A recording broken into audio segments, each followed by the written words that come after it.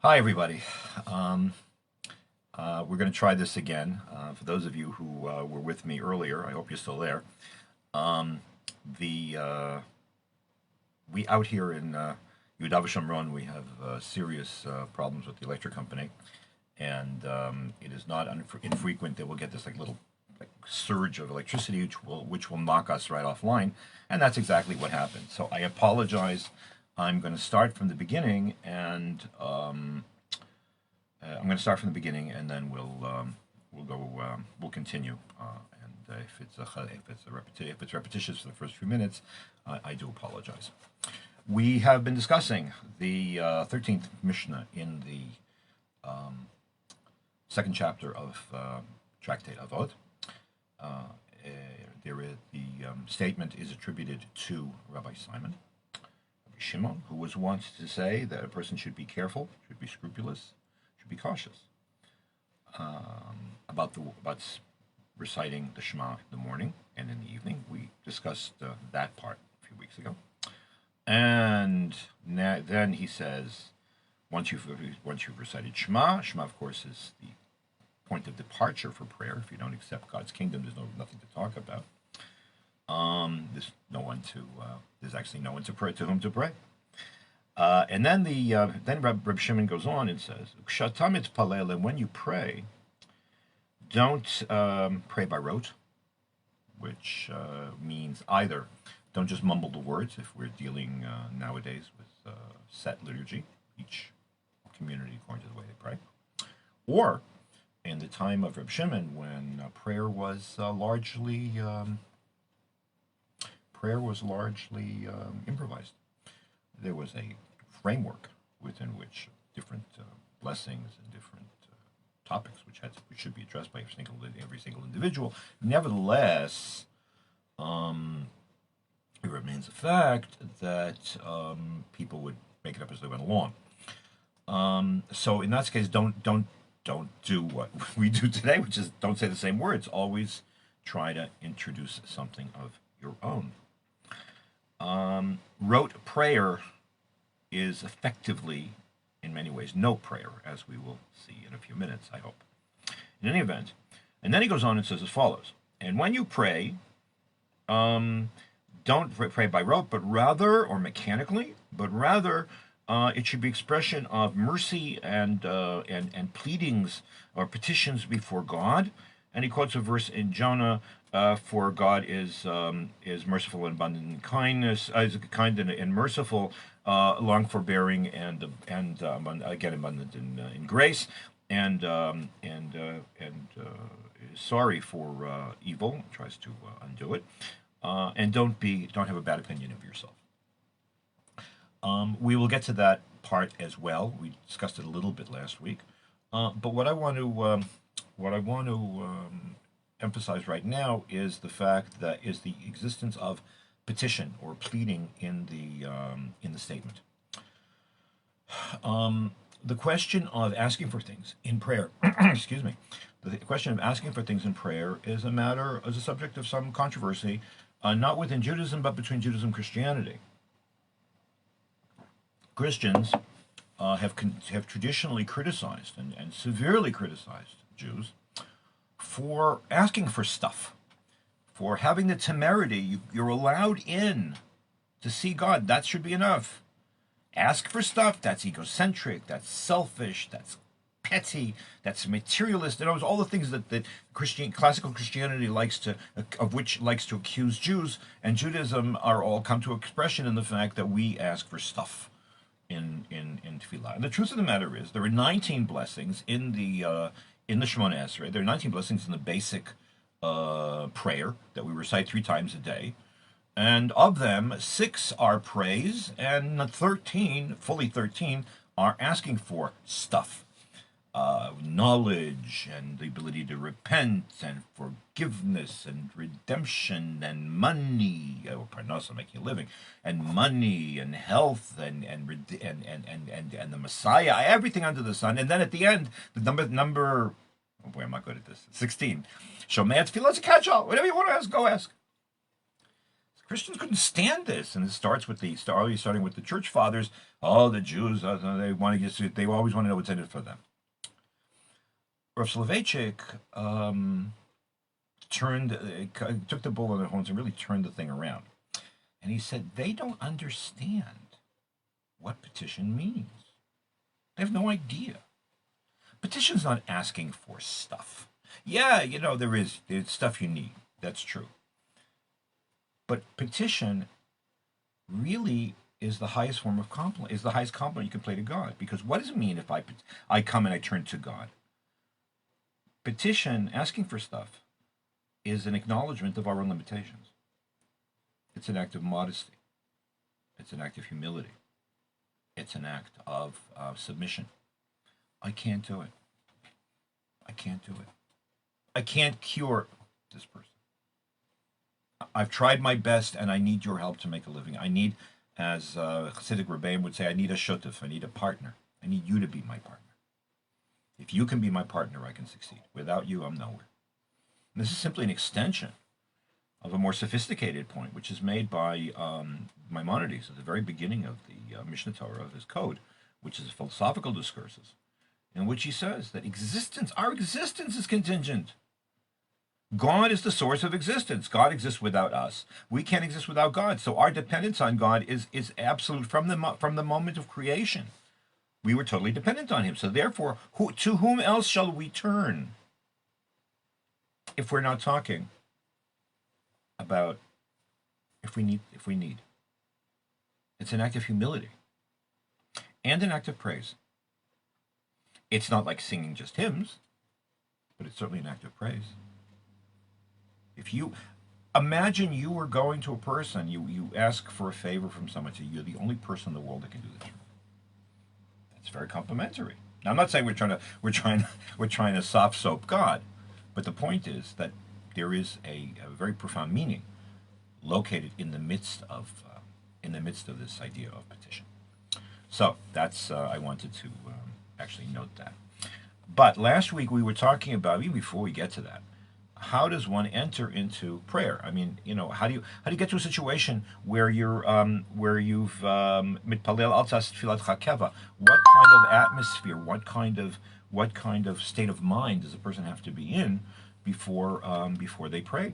In order to pray, it can't just be. I mean, what do you mean by rote? By rote means it's like something you do every single day. I brush my teeth. I get dressed. I wash up. I have breakfast. I can do things without thinking. That's keva. That's doing things by rote. But prayer can't be by rote. You're entering into another dimension, totally another dimension.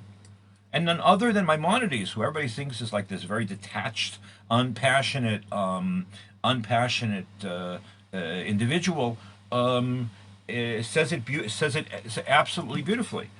It says in the fourth chapter of the Mishnah Torah, fourth chapter of the laws of prayer, he defines the type of frame of mind. That's what kavanah means. Intention doesn't mean like get very, very intense. No, it can be very. It can be very. It can you can flow with it too. But what's the point? It means what's the state of mind? What's the frame of mind that one should be in when one prays? Ketzad hu kavana. Ketzad hi kavana. How does this kind of how does this frame of mind work? Shiafaneh libo mikol hamachshavot. You should empty your mind of all kinds of extraneous other considerations. And you should see yourself as if you were standing in front of the divine presence. Lefichach, therefore,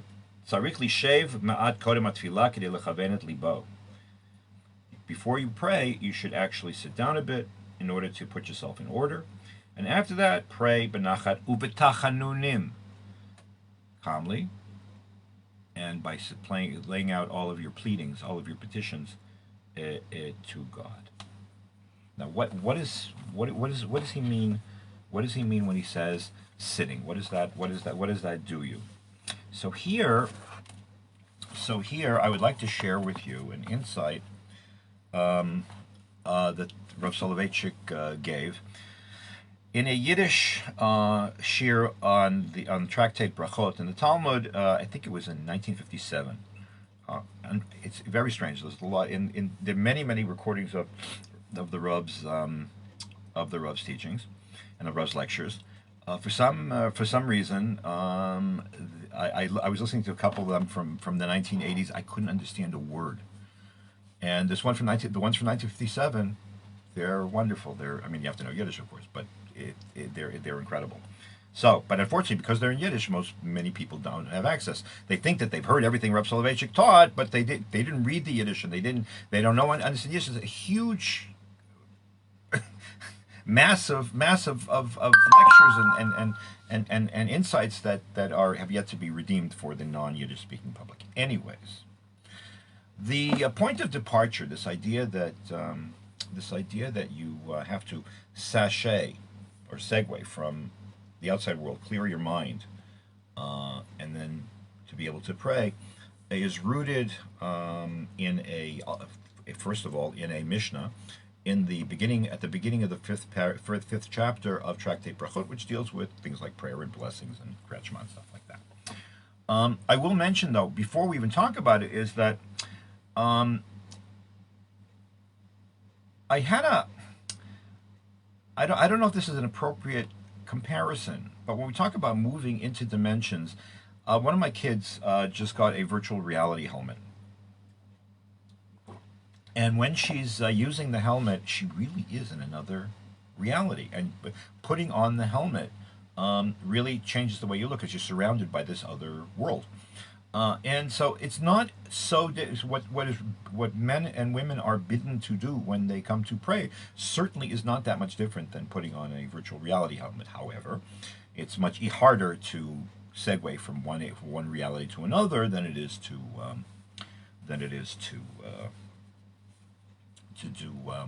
put on a helmet. So, anyways, the Mishnah says as follows: Einom dim lehit palel ela mitoch koved rosh. You should not stand up to pray unless you're in a serious state of mind. Now, it doesn't mean serious like heavy. It doesn't mean serious like depressing or morose. It means you should be you should be deliberate about it. Know that this is what you're doing. You should concentrate. This is what you're doing.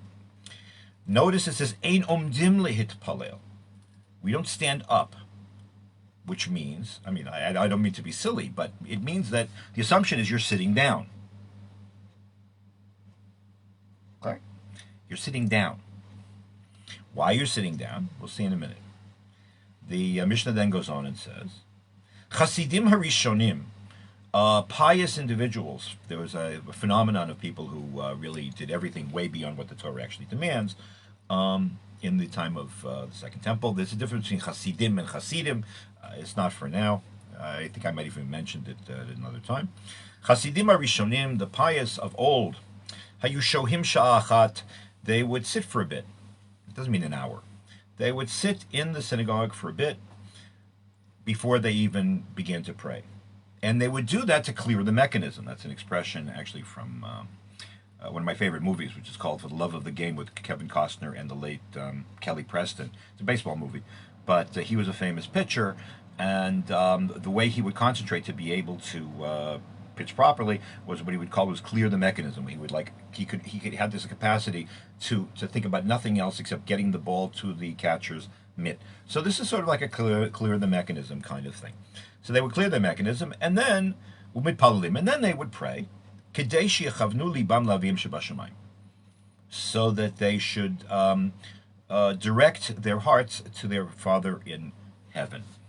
And the Gemara then goes on. I'm not going to go into the details, saying that what they did was more above and beyond the amount of time that they would sit, and they would sit before and they would sit afterwards, so they could ease themselves into the proper frame of mind, and then ease themselves out of the proper frame of mind or the proper dimension back into their daily life. In other words, when you're praying, you are in another reality.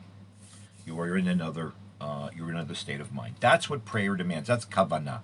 Now, does everybody have to do it for a long time before, a long time after, the way that these early pious people did? No, because it's more than the law demands. But a certain amount of preparation is required.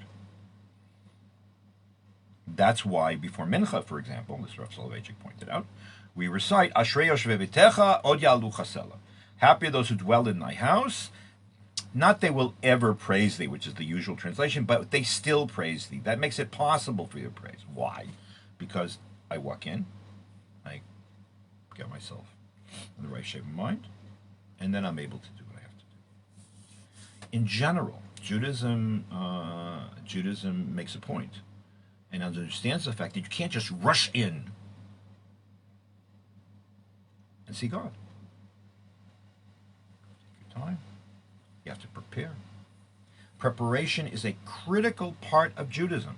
It may be more important, certainly as important as all the major issues. So, for example, Erev Shabbat, when you prepare for Shabbat, you ease yourself into Shabbat, is an essential part of Shabbos. People who unfortunately rush right in and they shower during the holy for 18 minutes, they're not ready for Shabbos.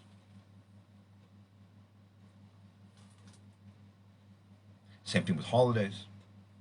The function of Elul is to prepare, put you in the right state of mind, is to put you in the proper state of mind for Rosh Hashanah. Rosh Hashanah is a preparation for Yom Kippur. Sfirat HaOmer is a preparation for Shavuos. The 3 weeks is a preparation for Tisha B'Av. It takes time. And in minimis, to use Latin, that's true of prayer as well. Preparing and and then going about your business and doing what you have to do. Now, interestingly, and by the way, when you do that, it also means, that's what the interesting part as well, it also means that acknowledgement of the fact that it takes time to segue into another reality, and also it means it takes time to leave. Because if you don't do that, you're going to find yourself exactly in the situation. You're going to find yourself exactly what in Hebrew you would call the plunter of what Rabbi Shimon says, don't do. Don't treat it like it's some kind of thing I got to throw away. Maimonides says, I have no idea with the passage, where he says, don't, it's a Gemara actually, that don't treat prayer as if it's something like I'm carrying a package, right? And I take it from point A to point B and I forget it off my back and I'm so glad not to have to deal with it anymore. A check did that. That's not prayer. That's an insult to prayer. In fact, so that being the case, you and to follow sort of the model of the early pious ones, and I guess we'll finish. You should find time afterwards to think about what you said. It's interesting. The late Larry King, in one of his "How to Be a Brilliant Speaker" books, says when you give a speech, you should get up and say what you're going to say. Then you should say it, and then you should say what you've said. It's something similar over here. You prepare yourself, you pray, and then after that, then you take your time and you move yourself out. Apropos of that, again in 1957, but there's something so contemporary about it. Rav Soloveitchik said, there's this big debate about when does the morning prayer end. So Maimonides says it ends at the end of after the Kaddish that you recite after what's called Kedusha de Sidra, the prayer called the Valet Zion. Others say a little later. The truth of the matter is that in the Mediterranean they didn't used to tack on Elena was an Ashkenazi business. It came to the Sephardim later, and then they sang the daily psalm, all this other stuff, whatever. But a lot of people, and you see it every day. People go to Minyan, you see it every single day. Once you get halfway through, even before you get to Valet Zion, people are already taking off their talis and putting off their tefillin, and they got one foot out the door, and maybe they'll wait for the last Kaddish, maybe they won't wait for the last Kaddish, and says the Rav, that's prohibited. That's exactly what the Gemara is saying. Don't do. You have to give yourself time to segue from one to the other, and if you don't give your time to do that, you've ruined everything. It doesn't take forever, but you have to give it its proper proportion. There was even a really cute vort. I remember the one Sunday morning we were sitting in. I don't know how this did. We weren't learning brachas at the time in Boston, but this came up in this little shir that we had with the Rav. There were like 10 of us. There were like 5 members of the Chaver Shas who were like over 90, and there were 5 of us, or 6 of us, younger guys who sat there, basically had a tutorial of Rav Soloveitchik, which was amazing. But anyways, we were sitting talking about this, that, and the other thing, and the Rav said, he sort of looked up and he said, he said, think about, there's a funny thing about our custom. There's a custom, we have a custom that after, when you pray in the Shabbos morning, the custom is to, at the end, sing Adon Olam. Okay. And it's very common at night, say Friday night, to sing Yigdal, which is the recitation, or one form of the recitation of the 13 principles of faith of of Maimonides. And he said, it's a little strange. It's a little strange because truth of the matter is, Adon Olam is a psalm, or a psalm is it's a religious poem, which really is recited at night. It's the last thing. Those of you who say the whole long, Kriyat Shema on your bed, the last thing you do is sing Adon Olam, because the last two lines are Biyado Afkid Ruchi Be'etishan Va'ira. I will consign my soul to I will consign my soul to God's hands, and if when I sleep, and I won't be, and even if I die, I know that my soul is in your hands, and so on. That's a nighttime prayer. Why do we say it in the morning? Why say that after Shachris? And Yigdal is an assertion of the of dogma, which is common. People say they're ani mamins. They recite their 13 principles of faith in the morning, but this is backwards. Why do it backwards? It's a setter of Soloveitchik. It's very simple. There's one opinion in the Gemara that says that prayer is such a privilege that we really don't want to stop. Gemara quotes Rabbi Shubin Levi, "Valavai shitpalel adam kol yom kol." Alavai, if only a person could be able to pray really all day long. That's what could be better, standing before God. But we don't. But we give sort of like a quiet affirmation of that desire, of that wish, by switching the poems. We sort of start the evening prayer. We start Ma'ariv after Shacharis by saying Adon Olam, and we start Shacharis at the end of Ma'ariv. So it gives this idea symbolically that really it's all one. It's all one desire to pray. I remember once using this insight when people were on Shabbos morning. I was in Riverdale at the time. I was the assistant rabbi in the school in residence, and people started getting up during Adon Olam, during Aleinu, they're taking off the talis and they're talking. So I banged on the table, and I told them this vort, and I said, till Adon Olam is finished, there's nothing over. And the Rav says, I did not know this. I just heard this morning, that he considers this to be actually prohibited. That it's an insult to the Torah. But it's not just a matter of like you should stop early, but by you acting like this is something I want to get rid of. This is something I want to do. I want to check, make a check, and keep going. But you really should take your time to ease yourself back into reality. It takes time. I watch my daughter. It takes time to take off the VR helmet, and it takes time to change our state of mind. And that is the ambiance within which prayer should be undertaken, and it is that to which Reb Shimon is alluding. We will discuss a little bit next week the implication. What has this got to do with having a positive self-image or not having a negative self-image? You're not making fun of yourself, but that'll be for next time. Again, I apologize for the balagan with the electric company. They have the chutzpah not only of not providing consistent service, but they just raised our rates. But that's what happens. Be well. Take care of yourselves. Stay healthy. Bye.